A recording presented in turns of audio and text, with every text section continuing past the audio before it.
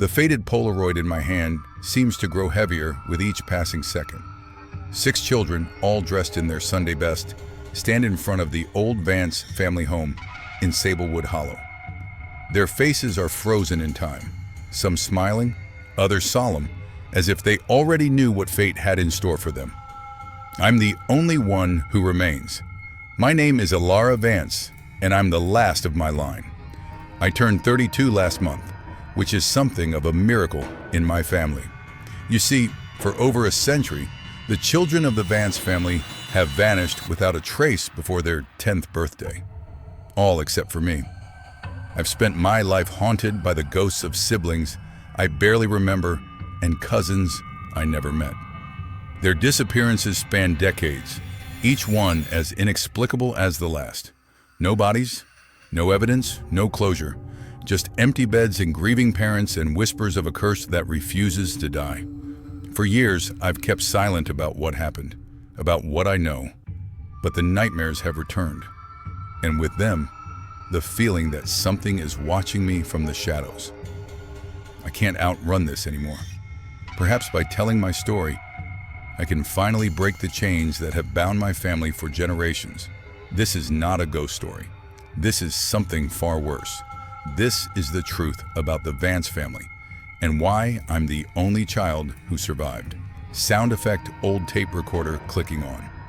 The story begins, as most tragedies do, with an act of greed. In 1889, my great-great-grandfather, Alistair Vance, came to Sablewood Hollow seeking his fortune. The remote Pacific Northwest logging town was unremarkable in most respects, but it sat at the edge of dense woodlands, rumored to be rich with untapped resources. Alistair was a businessman with a reputation for getting what he wanted, regardless of who stood in his way. The locals warned him about the forest. They spoke of ancient treaties with those who dwell beyond the stone circle, and of boundaries that should never be crossed. But Alistair dismissed their superstitions as the ramblings of simple country folk. He purchased 300 acres of woodland and began clearing the trees, intent on building a lumber empire. The first disappearance occurred just weeks after the first axe bit into the old-growth forest. Alistair's 5-year-old son, Samuel, vanished from his bed one autumn night.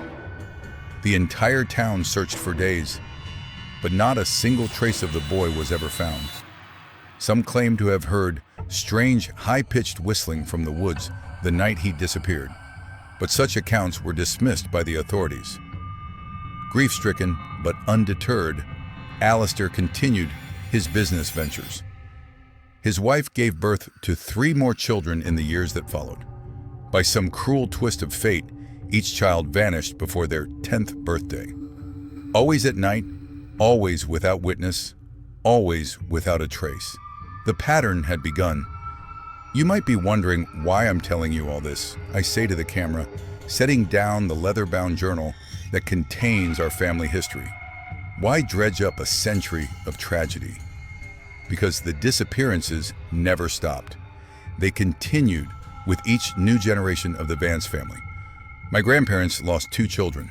My parents lost 3. And I lost everyone I loved. I closed my eyes, remembering their faces. Leo, the oldest, who taught me how to ride a bike. Clara, who could spend hours creating elaborate stories with her dolls. And little Arthur, named after our infamous ancestor, who never made it past his 4th birthday. Leo was the first to go. I continue, my voice barely steady. He was 9 years old, just a few months shy of his 10th birthday. I was only 4 at the time, but some memories burn themselves into your mind, no matter how young you are. It was a warm June evening in 1995. Our parents had taken us for ice cream after dinner, a rare treat that had left us sticky-fingered and giggling. Leo and I shared a bedroom then, with twin beds on opposite walls. I remember him telling me to stop kicking my feet against the mattress as we settled in for the night.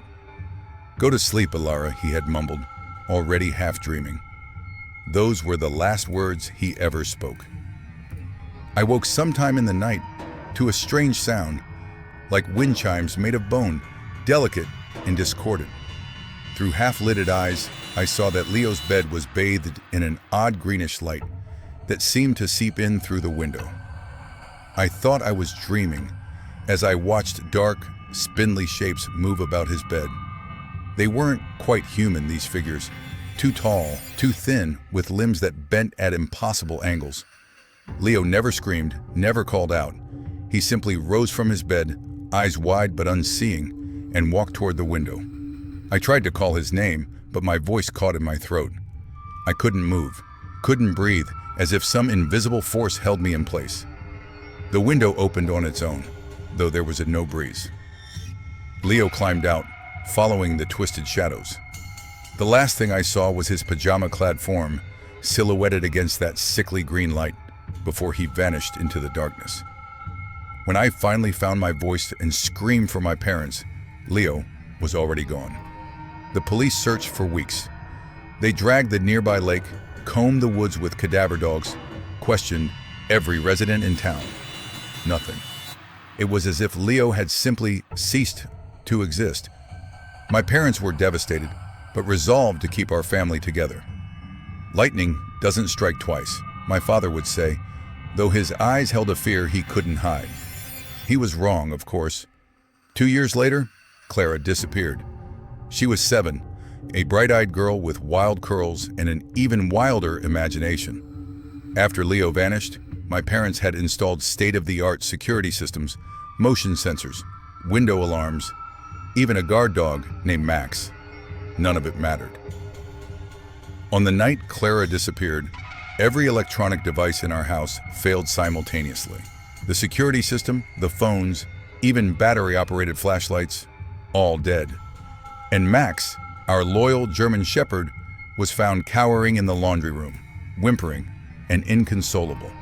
I shared a room with Clara after Leo was gone. I remember waking to that same bone chime sound, that same greenish light. This time, I forced myself to sit up, to fight against the paralysis that threatened to overtake me. "Clara," I whispered urgently. "Clara, wake up." But she was already standing beside her bed, swaying slightly as if in a trance. The shadows gathered around her, their elongated fingers gently brushing her hair. I caught glimpses of their faces, if you could call them faces. They had no eyes that I could see, just deep, hollow indentations where eyes should be, and thin, lipless mouths that stretched too wide across their features. "Don't go with them," I cried out, finally breaking free of my paralysis. I lunged for my sister, but an invisible barrier stopped me, like hitting a wall of ice-cold glass. Clara turned toward me, and for a brief moment, recognition flickered in her eyes. "They say I have to go, Alara," she said, her voice oddly calm. "They've been calling me for a long time." "Who? Who's calling you?" I demanded, pounding against the invisible barrier. But Clara only smiled, a serene expression that didn't belong on a child's face. "The Whistlers. They live in the in-between places. They've always been there, watching us." Then she turned and walked toward the window, which opened soundlessly to receive her. The shadowy figures enveloped her, and together, they faded into the night. By the time my parents reached our room, responding to my screams, Clara was gone. The window was locked from the inside. The alarms, when power returned an hour later, showed no signs of having been triggered. My parents moved us after that. We left Sablewood Hollow and the ancestral Vance home behind, relocating to a suburban neighborhood 3 states away. They changed our last name. They cut ties with remaining family members. They did everything they could to outrun the curse. It found us anyway. Arthur Jr. was born 2 years after we moved. My parents were hesitant to have another child, but the doctors had told my mother that Clara would likely be her last chance at pregnancy. Arthur was an unexpected blessing, and ultimately another victim. He was the sweetest of us all, with dimpled cheeks and a laugh that could brighten the darkest room. I was 9 when he was born, old enough to help care for him, to become his protector. I took that role seriously, especially as he approached his 4th birthday. I had begun to understand the pattern by then, to recognize the danger that loomed over our family. I insisted on sleeping in Arthur's room. I researched protective symbols and lined his windowsill with salt, iron nails, and other wards I'd read about. I kept a journal of any unusual occurrences, cold spots, electronic glitches, strange sounds in the night. I was determined that what happened to Leo and Clara would not happen to Arthur. For 3 years and 11 months, my vigilance seemed to work. Arthur remained safe, growing into a curious, vibrant little boy who loved dinosaurs and could spend hours building elaborate structures with his blocks. 3 weeks before his 4th birthday, I fell ill with a severe case of pneumonia. After 2 days of trying to care for me at home, my parents admitted me to the hospital. I begged them not to leave Arthur, tried to explain about the curse, about what I'd seen take Leo and Clara. They attributed my ravings to the high fever and assured me that Arthur would be fine. I spent 5 days in that hospital bed, consumed with dread. When my parents finally came to take me home, I knew from their hollow eyes and ashen faces what had happened before they said a word. Arthur had vanished from his bedroom 3 nights earlier. The doors were locked, the windows secured. The new security cameras my father had installed showed nothing, just static for 3 crucial minutes in the middle of the night. When the image cleared, Arthur's bed was empty. I'm not telling you this to sensationalize my family's tragedy. I say to the camera, wiping away tears I hadn't realized were falling. I'm telling you because I need to understand why I was spared. Why out of all the Vance children across 5 generations am I the only one who lived past my 10th birthday? I take a deep breath, steadying myself before continuing. After Arthur disappeared, something in my parents broke. My mother took her own life 6 months later. My father turned to alcohol, becoming a shell of the man he once was. He died in a single car accident when I was 16, though I've always wondered if it was really an accident at all. I became a ward of the state, bouncing between foster homes until I aged out of the system. I put myself through college, built a career, created a life that looked normal from the outside. But inside, the questions never stopped. The nightmares never faded. Why was I different? What made me special? Or was it just that my time hadn't come yet? I spent years researching my family's history. I tell the viewers, pulling out a stack of documents, birth certificates, death records, newspaper clippings about the disappearances. I trace the pattern back through the decades, looking for exceptions, for clues, for anything that might explain what happened. The pattern was consistent, but not without variations. Some generations lost all their children. Others lost only some. In a few cases, children disappeared as young as 2. In others, they vanished just days before their 10th birthday, as if something was toying with the family's hopes. One detail stood out. In each generation, the disappearances began after a child had seen or experienced something in the woods behind the original Vance property. Leo had gone mushroom hunting with our father a week before he vanished. Clara had claimed to hear singing from the trees while playing in our backyard. And though we'd moved away from Sablewood Hollow before Arthur was born, my parents had taken us back to visit my grandmother when Arthur was 3. He had wandered off during a family picnic, only to be found 20 minutes later at the edge of those woods, talking animatedly to someone no one else could see. There's something in those woods, I say, my voice dropping to almost a whisper. Something that's been watching my family for generations. Something that takes the children who can see it. Which brought me to the question that had haunted me for decades. Had I never seen it, or had it never seen me? 2 months ago, I received a letter from a law firm in Sablewood Hollow. My great-aunt Agnes, the last Vance to live in the ancestral home, had passed away at the age of 94. To my surprise, she had left everything to me. The house, the property, and what remained of the family fortune. I hadn't known Agnes well. She was something of a recluse, a childless widow who had outlived all her siblings. After I was orphaned, she had sent birthday cards with modest checks, but we'd never spoken directly. Now I wondered if her bequest was more than mere generosity, if perhaps she had known something about our family's curse that she wanted me to discover. I decided to return to Sablewood Hollow. I explained to the place where it all began. If I was ever going to understand what happened to my siblings, to all the Vance children, I needed to confront our history directly. The Vance house stood at the end of a winding driveway, partially hidden by ancient oak trees.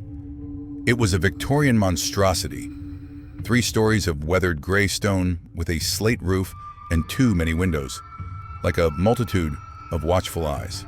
It had been well maintained despite its age, a testament to Agnes's care, or perhaps to something more unsettling, as if the house itself wanted to endure.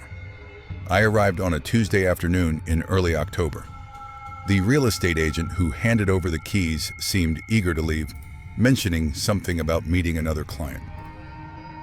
As his car disappeared down the driveway, I stood alone before my inheritance, feeling the weight of generations pressing down upon me.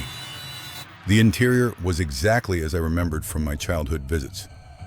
Dark wood paneling, ornate crown molding, antique furniture draped with white sheets, like ghosts frozen in time. The air smelled of furniture polish and old books, with an underlying scent I couldn't quite identify, something earthy and ancient. I spent that first day exploring, reacquainting myself with the house's labyrinthine layout. The library, with its floor-to-ceiling bookshelves, the conservatory, its windows clouded with dust but still allowing dappled light to illuminate the dead plants within. The formal dining room where generations of Vances had gathered for meals, unaware of the fate awaiting their children. As twilight fell, I found myself drawn to the 3rd floor, to a small room at the end of the hallway that had once belonged to Agnes. It was spartanly furnished, a narrow bed, a writing desk, a wardrobe, but it was what covered the walls that caught my attention. Hundreds of news clippings, photographs, and handwritten notes, all connected by red string like some elaborate crime board. Agnes had been conducting her own investigation into the family curse. I spent hours poring over her research. She had documented every disappearance, noting similarities and discrepancies. She had interviewed townspeople, collected local legends, even consulted with paranormal experts. And she had focused particularly on the woods, the 300 acres that Alistair Vance had purchased all those years ago. According to Agnes's notes, those woods had been sacred to the indigenous people who once lived in the region. They believed it to be a thin place, a location where the boundary between our world and another was permeable.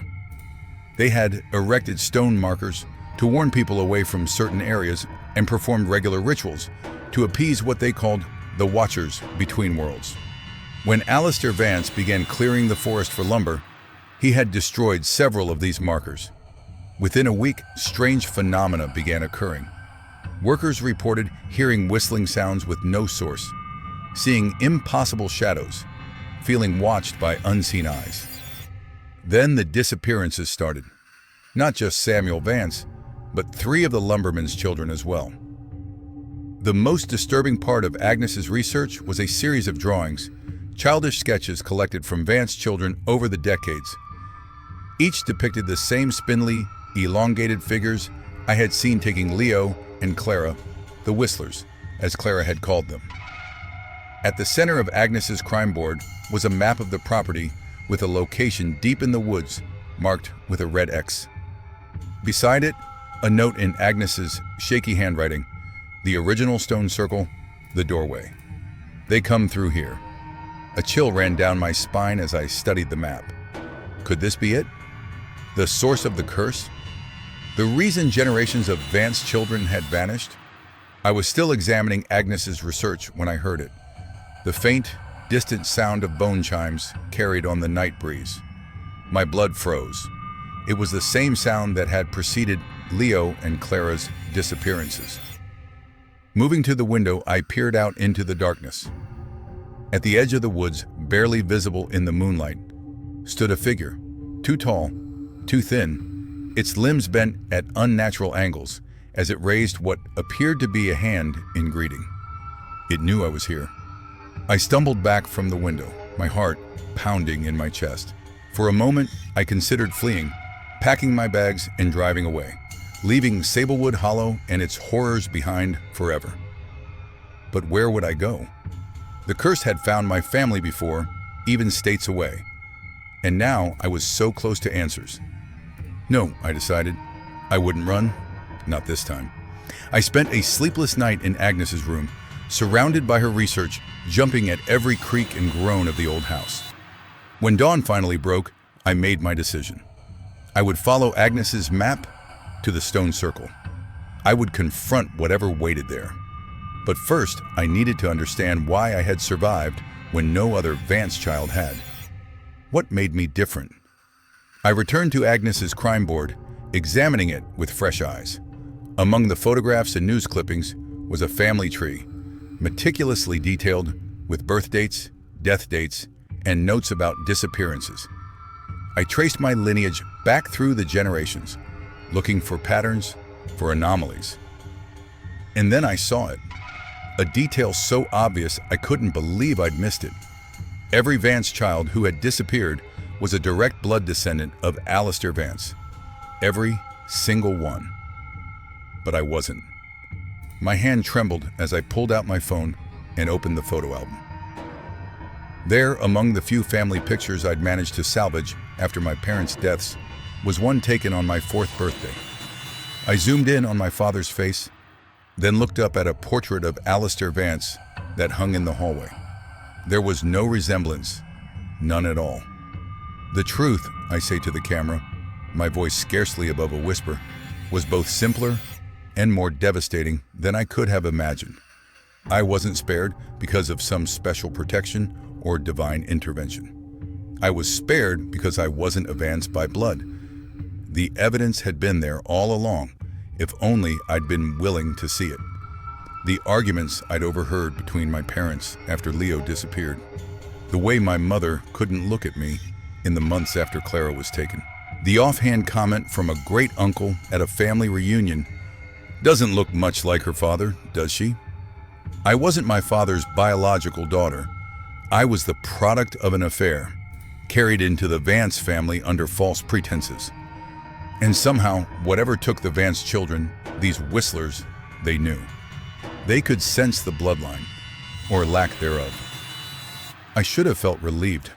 I continue, knowing that I wasn't bound by the curse, that I wasn't marked for disappearance like my siblings. Instead, I felt a strange sense of guilt. Why should I have been spared when they weren't? Why should I live when they were taken? But mixed with the guilt was a newfound determination.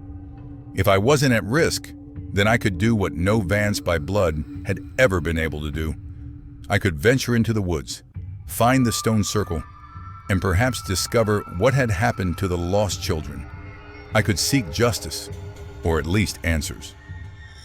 The next morning, armed with Agnes's map, a backpack of supplies, and a steely resolve, I set out into the woods behind the Vance house. The October air was crisp, the forest ablaze with autumn colors. Under different circumstances, it might have been beautiful. I followed a barely there path that wound between ancient trees. The farther I ventured, the older the forest seemed to become. The trees grew larger, their trunks gnarled and twisted. The underbrush thinned, giving way to a carpet of moss that muffled my footsteps. The air grew still. The normal sounds of the forest, birdsong, rustling leaves, skittering animals, fading into an unnatural silence. After nearly 2 hours of hiking, I reached a small clearing. In its center stood a circle of standing stones, each about 4 feet tall, weathered by centuries of exposure.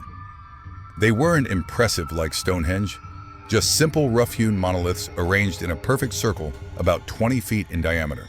But there was something unsettling about them, an energy that seemed to vibrate in the air around them. I approached cautiously, consulting Agnes's notes. According to her research, the stones had been placed there by the indigenous people as markers, warnings to stay away from what they believed was a doorway between worlds.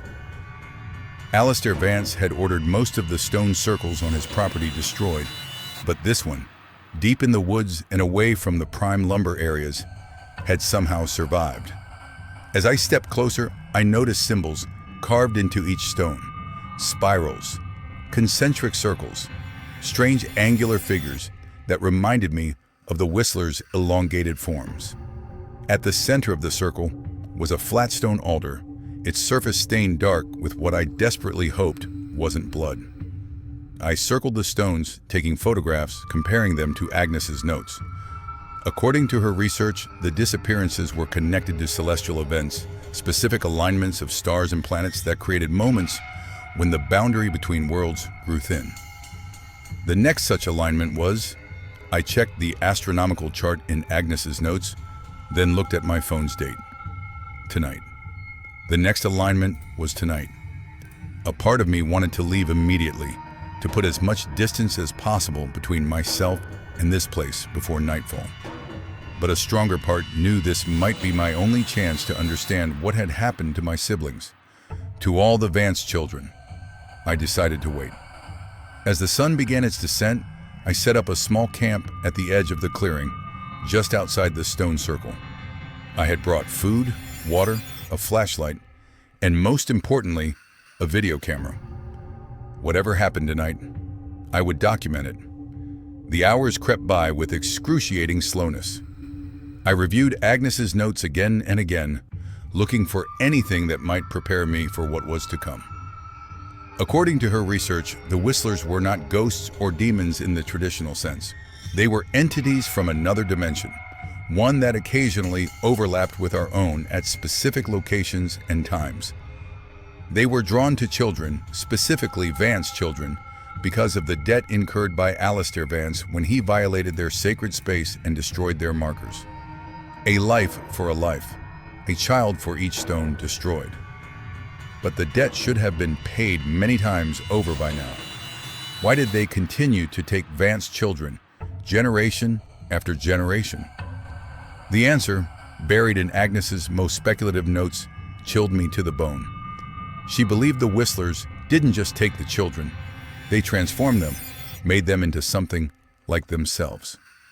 And those transformed children, still bearing some memory of their human lives, were the ones who returned to claim their young relatives, perpetuating the cycle of disappearance, which meant that Leo, Clara, and little Arthur might still exist in some form. They might even be the ones to step through the doorway tonight. Darkness fell with unsettling suddenness, as if the night had been waiting impatiently to reclaim the forest. I turned on my flashlight and the video camera, positioning them both to capture the stone circle. Then I waited, every nerve in my body alive with anticipation and dread. The bone chimes came first, that delicate, discordant sound that had haunted my nightmares for decades. It seemed to come from everywhere and nowhere, vibrating in my bones rather than reaching my ears. Then came the whistling, high-pitched and melodic, like wind through a cracked window, but with a deliberateness that suggested language.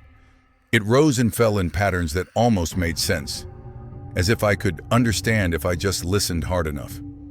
The air within the stone circle began to shimmer, much like heat rising from pavement on a summer day.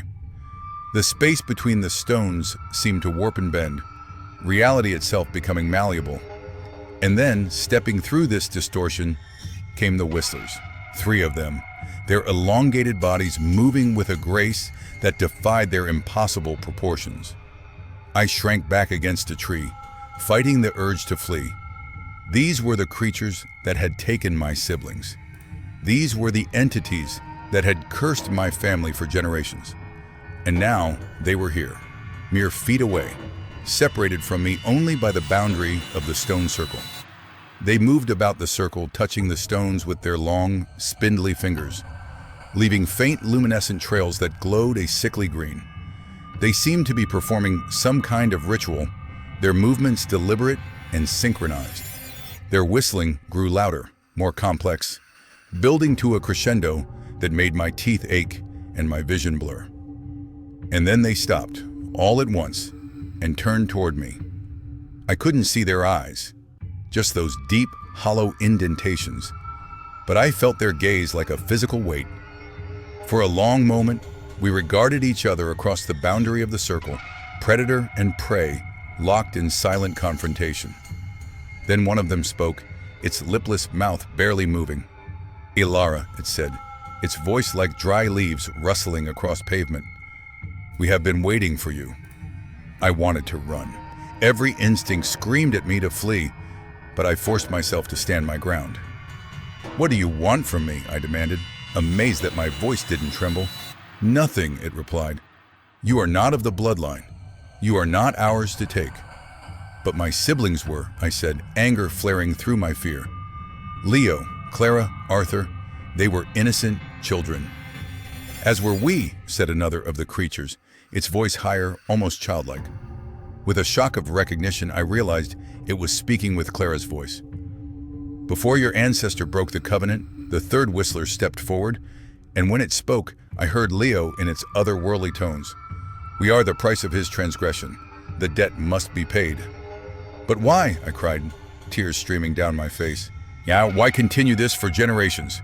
Hasn't enough been paid?" "The covenant was broken," said the first whistler. "The markers destroyed, the doorway left open. We come through because we must. We take because it is the way." "Then I'll rebuild the markers," I said desperately. "I'll close the doorway. Just give them back, please." The whistlers conferred among themselves, their whistling language incomprehensible to my human ears. Finally, the one with Clara's voice turned back to me. "It is too late for those already taken," it said. "They are as we are now, between worlds, neither here nor there. But the cycle can be broken." "How?" I asked, hope kindling within me. "Tell me how to end this." "Return the sacred items," said the Leo whistler. "Rebuild the markers, seal the doorway." "What sacred items?" I asked, confused. "The stones that were taken," said the first whistler. "The heart of each marker that your ancestor destroyed. He kept them as trophies. They must be returned to their places."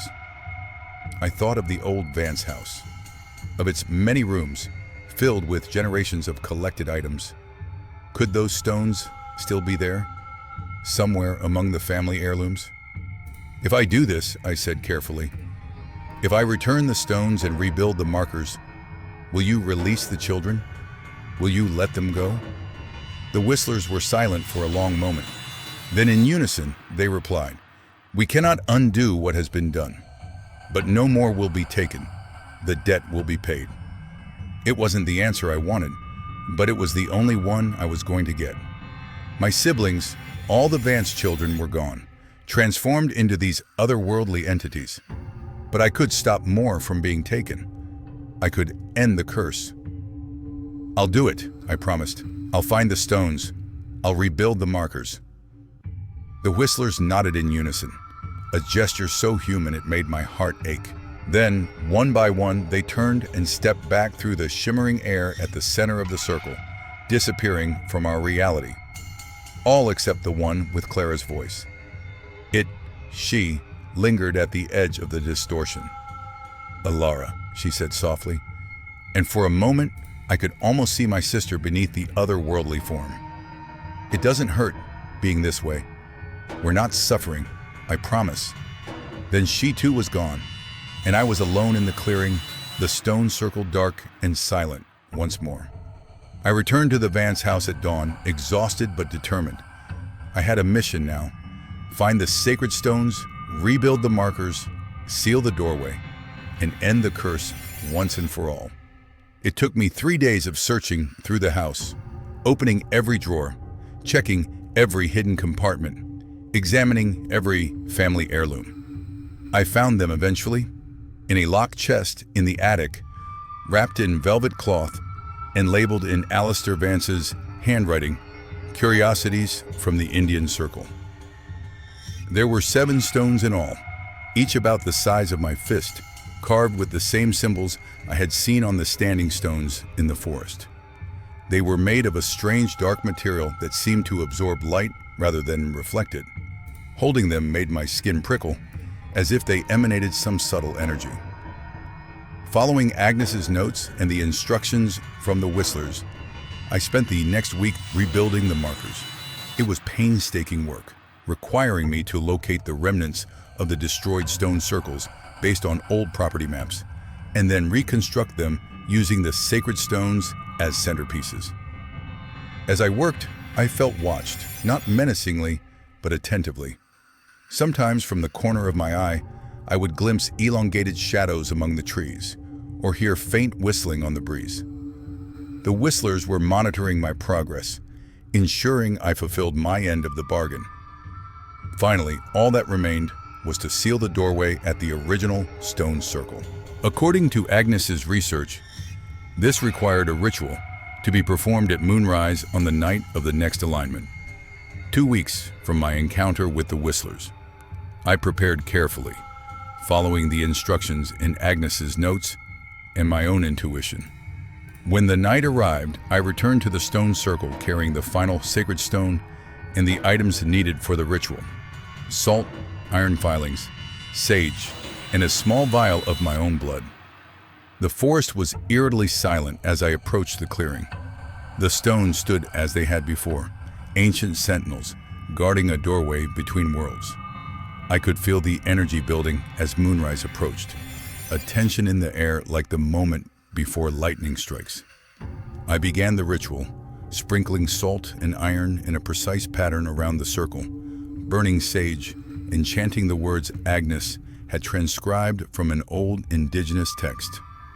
As the moon cleared the horizon, bathing the clearing in silver light, I placed the final sacred stone on the altar at the center of the circle and let 7 drops of my blood fall upon it. For a moment, nothing happened. Then the stone began to glow with an inner light, not the sickly green of the whistlers, but a warm golden radiance that spread to the other stones in the circle. The air shimmered, much as it had when the whistlers appeared, but instead of opening wider, the distortion seemed to be closing, like a wound healing. From within this closing doorway came a chorus of whistling, dozens, perhaps hundreds of voices joining together in what could only be described as a song of farewell. And among them, I could swear I heard the laughter of children, of Leo, Clara, and Arthur saying goodbye. Then the light faded, the whistling silenced, and the forest was still once more. But something had changed. The oppressive energy that had permeated the clearing was gone, replaced by a sense of peace, of completion. The doorway was sealed, the covenant restored, the debt paid. I can't prove what happened in those woods. I say to the camera, my voice steady despite the emotions welling within me. I have the video I recorded, but it shows little more than shadows and strange lights, nothing that would convince a skeptic. What I do have is this. In the years since I sealed the doorway, not a single child has disappeared from Sablewood Hollow or the surrounding counties. And the nightmares that plagued me for decades have finally stopped. I pick up the faded Polaroid of the 6 Vance children, my siblings, and my cousins, all long gone. I couldn't save them, I admit. I couldn't bring them back. But I could ensure they were the last, that no more children would be taken to pay a debt they never incurred. I looked directly into the camera, my gaze unflinching. The Vance family curse is broken. The whistlers have returned to their world, and the doorway between our realities is closed. But sometimes, on quiet nights when the moon is full, I swear I can hear distant whistling from the woods. Not menacing, but melancholy, a reminder of what was lost and what was gained. I set down the photograph and glanced toward the window, where twilight is gathering. I still live in the old Vance house. I've renovated it, opened it up to light and life again. And I've started the adoption process. There's a little girl, 8 years old, who needs a home. The social worker was concerned about placing her with me, given my family history. Every child in the Vance family vanished before age 10, she said, except you. A smile touches my lips for the first time. I told her not to worry. The curse is broken. This house will be filled with children's laughter again, Children who will grow up, grow old, live full lives. That's my promise to Leo, Clara, and Arthur. That's how I honor their memory. I reach forward to turn off the camera, but pause, one last thought occurring to me. If you're watching this, and you have old, unresolved family stories, unexplained disappearances, generational curses, bargains made by ancestors long dead, don't dismiss them as mere superstition. Some debts must be paid. Some covenants must be honored. Some doors should remain closed. I lean closer, my voice dropping to a whisper. And if you ever find yourself in the woods at twilight and hear a sound like bone chimes on the breeze or high melodic whistling from between the trees, run. Run and don't look back. Because not all the doorways have been sealed. Not all the whistlers have gone home. The camera goes dark, but the whistling lingers, soft, distant, and unmistakably inhuman.